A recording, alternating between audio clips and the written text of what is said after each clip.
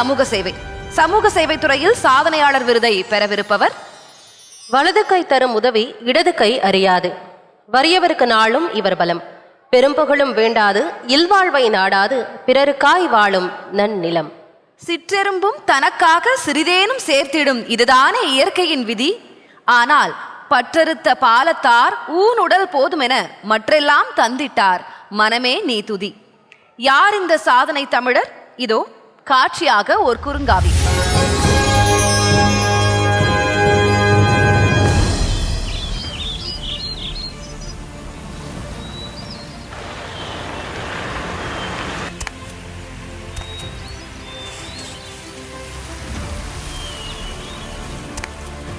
சமூகம் சமநடை போட பாலம் அமைத்த நூலகர். அமெரிக்கா அடையாளம் கண்ட 1000ல் ஒருவர். சூப்பர் ஸ்டார் தத்தெடுத்த சூப்பர் தந்தை. சமூக பணி திருமிகு பாலம் கல்யாண சுந்தரம்.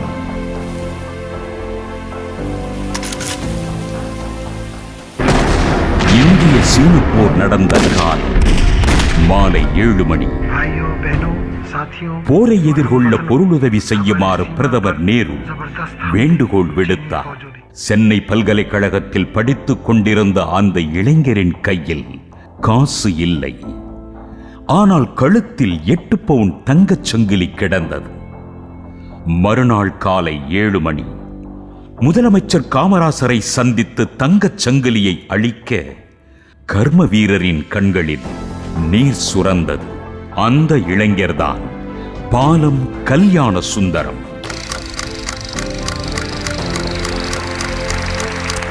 பிறர் வாழ வாழ் என்ற தனது தாயாரின் சொல்லை நூல் பிடித்து பின்பற்றிய இவர் கல்லூரியில் நூலகராக பணியாற்றியவாறு பிறருக்காக வாழ்ந்தார்.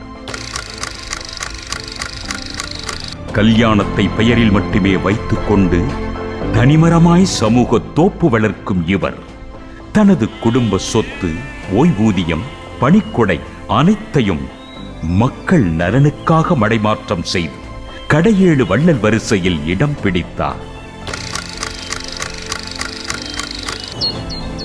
இவரது கொடையுள்ளத்தை கண்டு வியந்த அமெரிக்கா 1000ல் ஒருவன் என்ற அடையாளம் கண்டு இவருக்கு குடைபிடித்து 30 கோடி ரூபாய் பரிசையும் அளித்தது.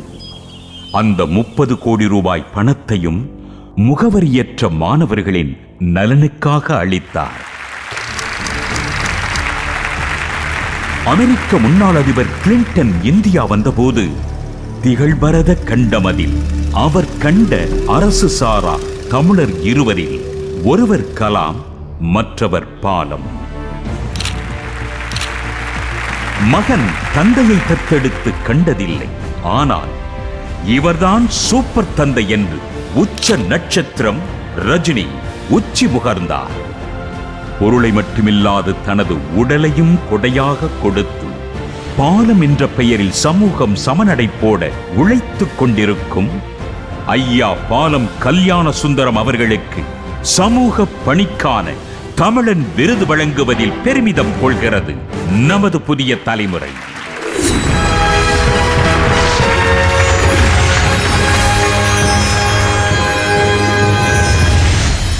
சமூக சேவை துறை சாதனையாளர் விருதையும் நற்சான்றையும் வழங்குவதற்காக புதிய தலைமுறையின் நிறுவனர் தலைவர் திரு RP சத்யநாராயணன் அவர்களை அன்போடு மேடைக்கு அழைக்கிறோம். சமூக சேவை துறை சாதனையாளர் விருதையும் நற்சான்றையும் ஏற்க திருமிகு பாலம் கல்யாண சுந்தரம் அவர்களை அன்போடு மேடைக்கு அழைக்கிறோம்.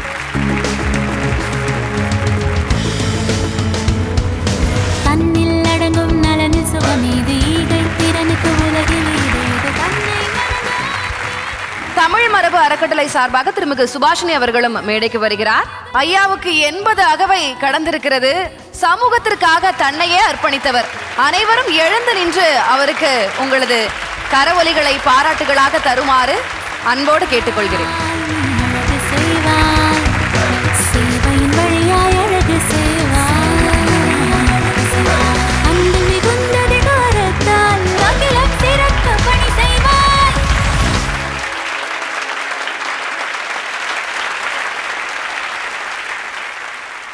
இன்னைக்கு எல்லோருக்கும் வணக்கம். ஒரு வயசுலேயே அப்பா இறந்து போனாங்க. அம்மா தான் என்ன வளர்த்தாங்க. அவங்க பள்ளிக்கூடத்தை பார்த்ததே கிடையாது. அப்போ 3 விஷயம் சொல்லி கொடுத்து வளர்த்தாங்க. என்ன சொன்னாங்க அப்படின்னா, ஒரு நாளும் பேராசைப்படாத, எப்போதும் என்ன கிடைச்சாலும் 10ல் 1 பங்கு இல்லாதவங்களே கொடு, தினமும் ஒரு உசுருக்கு உதவி பண்ணு. இந்த 3 வழியில் நீ நடந்தேன்னா உனக்கு 3 இது கிடைக்கும். என்னென்னா, நியாயமான ஆசை எவ்வளோ பெருசாக இருந்தாலும் நிறைவேறும். 2வது, எப்போதும் கொடுக்குற கையாக இருப்பேன். 3வது மன்னாதி மன்னர்களும் மதித்து மரியாதை பண்ணுவாங்க அப்படின்னு சொல்லி கொடுத்தாங்க. அந்த வழியில் என்ன வளர்த்தாங்க. அது அவங்க சொன்னது மாதிரி அந்த 3ம் எனக்கு கிடைச்சிது. அதனால் நீங்களும் எதுக்கும் பேராசைப்படாமல் என்ன கிடைச்சாலும் 10ல் 1 பங்கு இல்லாதவங்களை கொடுத்து, தினமும் ஒரு உயிருக்கு, ஒரு செடி வாடி இருந்ததுன்னா அதுக்கு தண்ணி விட்டீங்கன்னா ஒரு மனுஷனுக்கு சாப்பாடு போடுற மாதிரி எல்லா உயிர்களும் ஒன்று தான். ஏதேனும் ஒரு உயிருக்கு உதவி செய்து நீங்கள் வாழ்ந்தீங்கன்னா நீங்கள் ஆணாக இருந்தால் ராஜாவாக இருப்பீங்க, பெண்ணாக இருந்தால் ராணியாக இருப்பீங்க. வணக்கம்.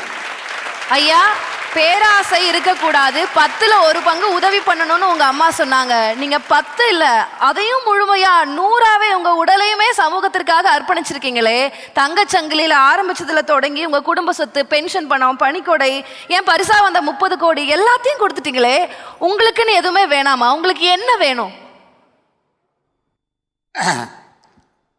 இந்த கேள்விக்கு அம்மா சொல்லிக் கொடுத்த முதல் பாடத்திலே இருக்கு, எதற்கும் பேராசைப்படாத அப்படின்னு. ஒரு மனிதனுக்கு பொருள் எல்லாருக்கும் இவ்வுலகம் இல்லைன்னு தான் வள்ளுவர் சொன்னார். ஆனால் பொருள் எவ்வளோ வேணும், ஒரு மனுஷனுக்கு பணம் எவ்வளோ வேணும், உண்ண உணவு, உடுக்க உடை, இருக்க இடம், இந்த 3 அவசியம். இந்த 3க்கும் ஆயுசுக்கும் யாரையும் எதிர்பார்க்காம நமக்கு ஒரு வருமானம் அல்லது ஒரு சொத்து வேணும். கல்லூரி பேராசிரியர் அப்படின்னு சொன்னால் கலெக்டருக்கு சமம். அவருக்குள்ள சம்பளம், அவருக்குள்ள ஓய்வு ஊதியம், அது எப்போதும் அரசாங்கம் கொடுக்கு. அந்த ஓய்வு ஊதியம், உண்ண உணவு, உடுக்க உடை, இருக்க இடம், அதற்கு தாராளமாக போகிறோம். ஐயா, சுனாமி வந்தப்போ கிளின்டன் உங்ககிட்ட ஆலோசனை கேட்டதா நாங்க படிச்சிருக்கோம், கேள்விப்பட்டிருக்கோம். என்ன ஆலோசனை கேட்டாரையா? நீங்க என்ன ஆலோசனை வழங்குனீங்க அவருக்கு? பொதுவாக இந்தியா ஏழை நாடு அப்படின்னு அமெரிக்காவுக்கு ஒரு எண்ணம். நான் மத்தியதர குடும்பத்தை சார்ந்தவன். மத்தியதர குடும்பத்தை சார்ந்தவர்கள் கோடி ரூபாயை ஒரு நாளும் பார்க்க முடியாது. அப்படிப்பட்ட ஒருத்தருக்கு நம்ம 30 கோடி கொடுத்தோம், அவர் 30 பைசா கூட எடுக்காமல் கொடுத்துட்டாரு அப்படின்னு அவருக்கு அது ஒரு வியப்பு. அதனால இந்தியா வந்தபோது என்னையும் அப்துல் கலாமையும் நாங்கள் இருக்கிற அவர் இருக்கிற இடத்துக்கு எங்களை வரவழைச்சி பார்த்துருக்கலாம். ஆனால் ஒரு அமெரிக்காவினுடைய ஜனாதிபதியாக இருந்தாலும் அப்துல் கலாம் வீட்டுக்கு போய் அவரை பார்த்தாங்க. அது மாதிரி நான் இருக்கிற இடத்துக்கு என்ன அவர் சந்தித்து பேசுகிறார். அப்போ சுனாமி சம்மந்தமாக நான் தூதுவராக வந்திருக்கேன். இப்போது சுனாமியில் பல பிரச்சனை இருக்குது. அதில் நீங்கள் அந்த நிவாரண பணியில் எதோ முன்னுரிமை கொடுக்கணும்னு நீங்கள் ஆலோசனை சொல்லணும் அப்படின்னாரு. அப்போ நான் சொன்னேன், சுனாமியில் குழந்தைகள் எப்படி பாதிக்கப்பட்டாங்க, மாணவ மாணவிகள் எதை இழந்தார்கள், கல்வி நிறுவனங்களுக்கு என்ன சேதம், இதை முதல்ல செஞ்சுட்டு மற்றதை செய்யலாம் அப்படின்னு சொன்னேன். இது நல்ல யோசனை, இதை நான் ஐநா சபைக்கு தெரிவிக்க அப்படின்னு சொன்னார். இல்லை, ஐயாவை பற்றி ஒரு வாழ்த்துறையோ இல்லை அவருக்கு ஒரு விருது கொடுக்குற ஒரு தகுதியோ எனக்கு கிடையாது. அவருக்கு எங்களுடைய அப்பா வயது. இன்றைக்கி எங்கள் அப்பா வந்திருந்தாருன்னா அவர் கையால் கொடுக்கறது மிக கரெக்டாக இருந்திருக்கும். பட் இன்றைக்கி அவரால் வர முடியல. ஐன்ஸ்டைன் ஒரு தடவை அவர்கிட்ட கேட்டாங்களாம், உங்களுக்கு காந்தியை பற்றி என்ன நினைக்கிறீங்க அப்படின்னு. இந்த மாதிரி ரத்தமும் சதையும் உள்ள ஒரு மனிதன் இந்த உலகத்தில் வாழ்ந்தான் என்று வருகின்ற ஒரு ஜெனரேஷன் நினைக்க முடியாது என்று அவர் கூறினார். அப்படி இந்த மாதிரி ஒருத்தர் இந்த மண்ணில் வாழ்ந்தார், ரத்தமும் சதையுமா, அதுவும் தமிழ் மண்ணில் நமக்கெல்லாம் பெருமை சேர்க்குற மாதிரி அப்படின்றத வருங்காலம் நம்ப முடியாத அளவுக்கு சிறந்து வாழ்ந்திருக்காரு. தன்னிடம் உள்ள எல்லாத்தையும் பிறருக்காக கொடுத்துருக்காரு. அவருக்காக ஒரு வீடு அரசு கொடுத்துருந்தது. அது அரசு கொடுக்கும்போது அதுக்கு உண்டான ஃபர்னிச்சர் வேணும் அப்படின்னு அவர் எதிர்பார்த்தப்ப அவர் எதுவும் தனக்காக சேர்த்து வைக்காததுனால மற்றவங்கள்ட்டேருந்து அவர் கலெக்ட் பண்ணி அதை வச்சு அதுக்கு ஃபர்னிச்சர் வாங்கினார். அந்தளவுக்கு தனக்கு எதுவும் சேர்த்து வைக்கணுன்ற எண்ணம் இல்லாதவர். அவருக்கு இந்த விருதை வழங்குறது புதிய தலைமுறை நேயர்களின் சார்பாக தான் வழங்குறனே ஒழிய என்னுடைய தனிப்பட்ட சார்பாக இல்லை. புதிய தலைமுறை என்பது 1 கோடி சந்தாதாரர்களை கொண்ட ஒரு யூடியூப் சேனல், உங்களுக்கு எல்லாம் தெரியும். அது முதல் தமிழ் செய்தி சேனலில் நம்பர் 1 இன் யூடியூப் சேனலில் வந்தபோது அங்கிருந்து தான் ஃபஸ்ட்டு 1 கோடி பேர் சேர்ந்தாங்க. அந்த 1 கோடி மக்களின் சார்பாக தான் இதை அவருக்கு வழங்குறேன்றது தெரிவிச்சுக்கிறேன். இதன் மூலமாக இந்த விருதுக்கு தான் பெருமை, இதன் மூலமாக எங்களுக்கு தான் பெருமை. ரொம்ப நன்றி. இந்த சமயத்தில் நான் நன்றியோட ஒரு இது சொல்ல கடமைப்பட்டிருக்கேன். 1953 பால நிறுவனத்தை என்னுடைய 14வது வயதில் தொடங்கினேன். 2013 அதுக்கு 60வது ஆண்டு விழா வந்தது. அப்போ அப்துல் கலாம் தலைமை தாங்கணும்னு சொன்னார். அவர் சந்தோஷமாக வாரன்னு சொன்னார். அதை சிறப்பாக அந்த விழாவை நடத்தணும் அப்படிங்கிற முறையில் பல பேருடைய உதவியை கேட்கணுன்னு முதலாவதாக டாக்டர் பாரியேந்தர் அவர்கள்ட்ட ஏதாவது நீங்கள் உதவி செய்யணும் அப்படின்னு, ஏதாவது ஒரு பகுதிக்கு சாப்பாடோ அல்லது மற்ற செலவோ ஏதாவது செலவு நீங்கள் கொடுக்கணும் அப்படின்னு சொன்னேன்.